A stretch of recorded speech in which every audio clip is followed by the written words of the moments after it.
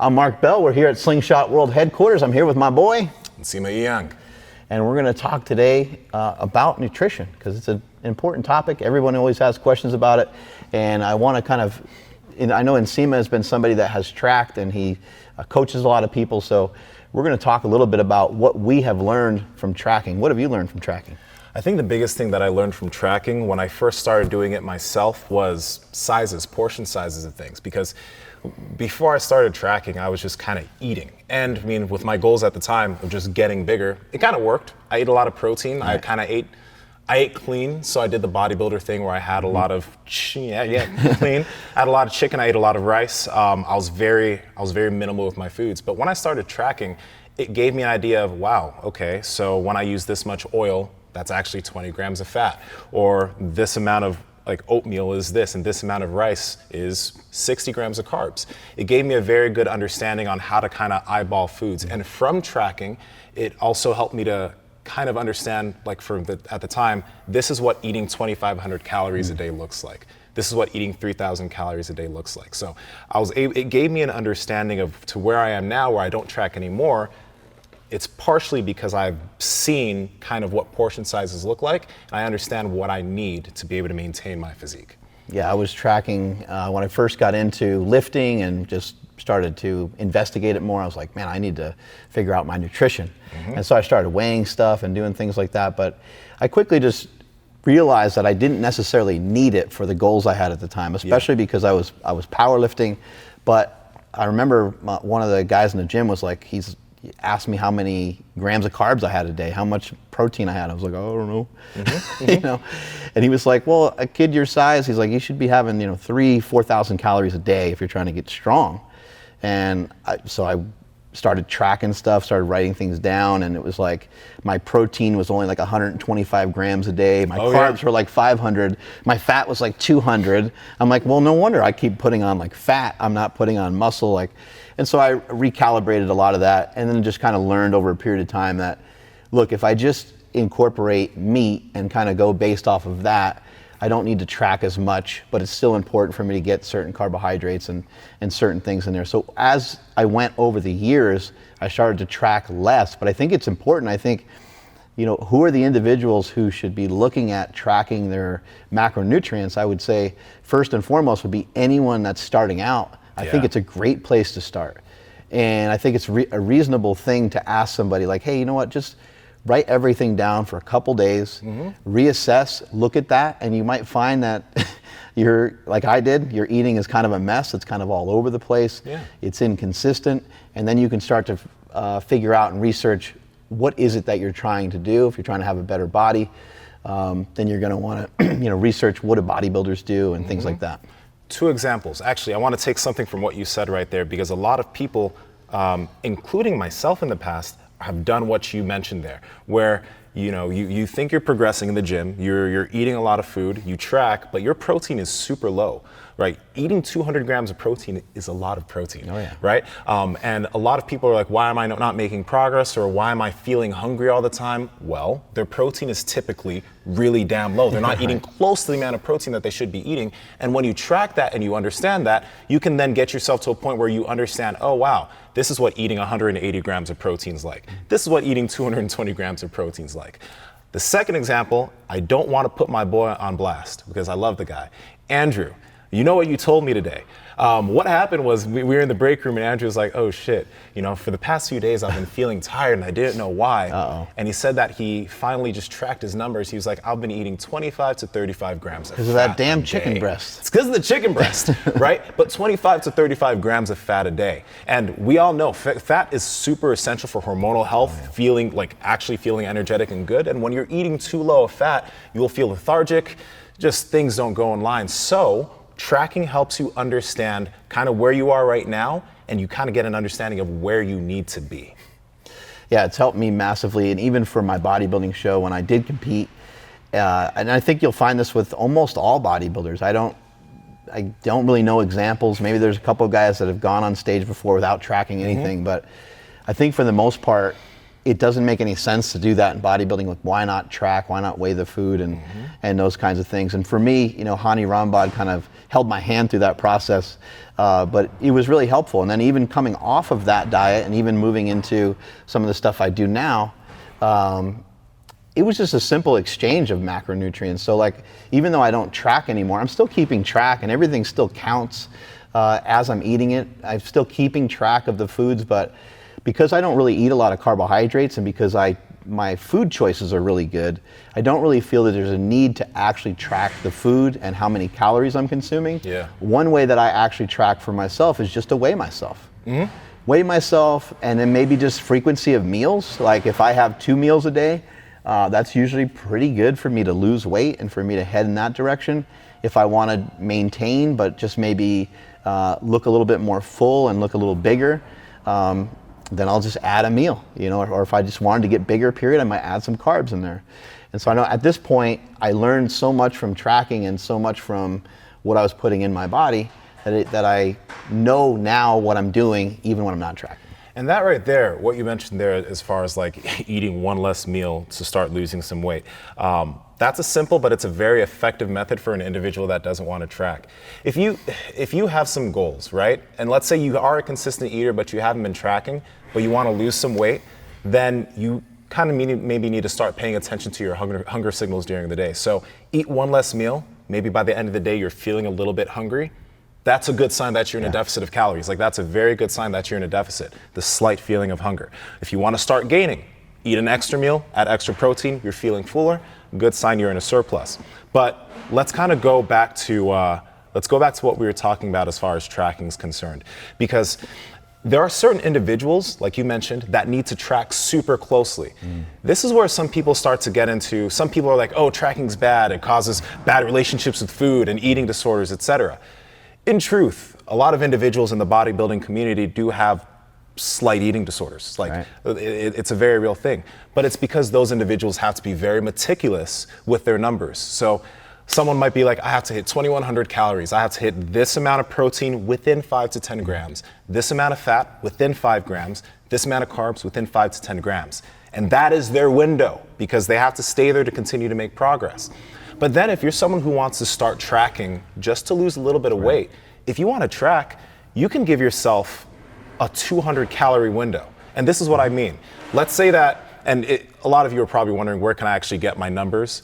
They're Precision Nutrition, right? If you Google Precision Nutrition Calculator, Precision Nutrition Calculator on Google, the calculator will pop up, and it's a great thing. You'll be able to put in your age, your weight, your goals, the amount of activity level you have, all of that good stuff. I love the information you were giving me earlier about the hand. Yeah. They have great information there too. Like, for example, a palm-size amount of protein is usually around 20 to 30, or palm-size amount of protein is usually 20 to 30 grams of protein. A cupful, if you make your palm a cup full of carbohydrates is usually 30, 40 grams of carbs, and a thumb size of fat is usually around 10 to 15 grams of fat. And it's pretty close. So these are things that you can use if you don't have a scale on deck or if you're not doing any of that. But if you put your numbers into their calculator and they tell you that at maintenance calories you're at 2,500 calories, then you can give yourself room to be anywhere between 2,200 calories and 22 and 2,400 calories to be in a deficit. So you have that 200 calorie space to continue to lose weight, rather than being like a bodybuilder or a figure athlete who only has this amount of room and they have to track super close and they have to be super rigid.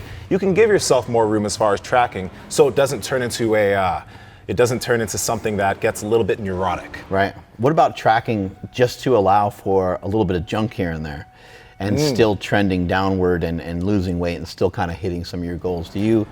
I think you've done some of that in the past, right? I think for a lot of people, it's a really good idea, but you need to know who you are. We were talking, I don't know which video is going to come out first, but we were talking about how there are no good and bad foods, or there are good and bad foods depending on where you are. If this turns you into a monster, then it's bad. Let me tell you this, when I was doing my bodybuilding prep, I tried to fit in some peanut butter. I tried. Yeah, peanut butter is always bad for everybody. I put 1 scoop on, it tasted really good. I ate half of the tub, and then later on that evening, I ate the rest of the tub. And I'm not exaggerating for video purposes, I ate the full tub of peanut butter because I tried to fit it in. Know thyself. Know thyself. Yeah, you're just like, and you start to justify it. You're like, I trained really hard. It's like, and it's all over your face, and it becomes a nightmare. So what you were saying there, is it a good idea to fit in certain foods? I believe it is a great idea if you know that you have the self-control to actually fit in that amount of food. Because 2 Reese's Pieces are not always 2 Reese's Pieces. 2 Reese's Pieces usually turns into 6 cups of Reese's Pieces, that's a lot of fat, yo, an unnecessary amount of fat. So you got to know, like, what are your trigger foods? We've talked about this, and get those out. Maybe don't fit all those in. But we've talked about this in videos in the past too. Utilizing some fasting. If there's a day that, like, you know that you want to go out to a restaurant, you want to have a little bit of extra bad food, maybe you plan to be in an extra deficit of that day. Maybe you fast for a bit of that day, and maybe you eat a good amount in that small window, but it doesn't put you at 4,000 calories. That makes a lot of sense. And I think in terms of your, from what I've learned for myself, a baseline of about 1 gram per pound of body weight in terms of protein has always been useful for me. Some people may want to go up or down on that just based off of how hungry or not hungry they are. But that's usually a good place to start. And then I usually go about half those amounts for grams of fat and grams of carbohydrates. Remember, fat and carbohydrates are a little bit more of energy sources. Protein is not a great energy source for humans. It's a little bit more to help us build muscle and help us repair and those kinds of things. And the carbohydrates and fats are the energy sources. So I've always liked to try to keep the carbohydrates low for me because it can be a trigger, which puts me in a bad position to where I end up overeating. Yeah. So that's been really useful for me, and that's probably been the most helpful thing. So even when I suggest to other people to say, go 1 gram per pound of body weight with fat, and then do about half of that in protein, and do about half of that in carbs and fat. And this is also one thing, because I think that is a very good concept to have. But what people try to do is when they start tracking their macronutrients, they then try to see how much trash can I fit into my diet. Right. I've done this too. This isn't me like being vindictive on anybody. This is because I've done this crap also. When you start to try to fit a lot of processed foods into your diet, those processed foods aren't satiating. They don't have the effect of making you full, making you feel satisfied. They can actually make you more hungry. They can make you more hungry. And even when you hit your numbers by the end of the day, if you fit in a lot of processed foods, you're probably going to feel like, oh my God, I haven't eaten enough food. I'm so damn hungry. What's going on? And the diet's not working. It's not working because you put all this crap into it. You utilize a lot of processed foods. And that's why when you do this, when you start tracking and when you're trying to hit certain numbers, you still want to make sure to eat whole foods that are going to actually make you feel full, that are actually going to give you those signals that it's time to stop eating, that you can go on to the next day without feeling tired and hungry. And also when you're eating meat and potatoes and eggs and things like that, there's less reasons to track. It's not as important. Like over time, you're going to continue to get leaner.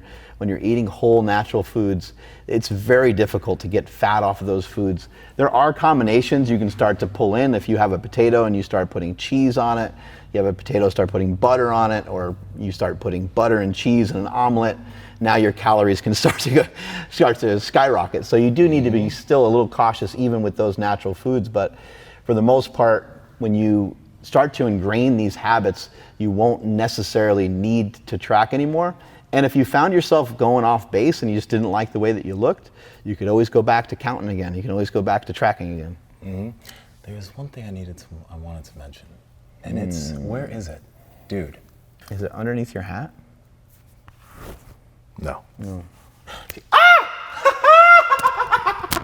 You found it. We got it. Okay. Was it up there? It was down here. Oh, wait. Yeah. Wow.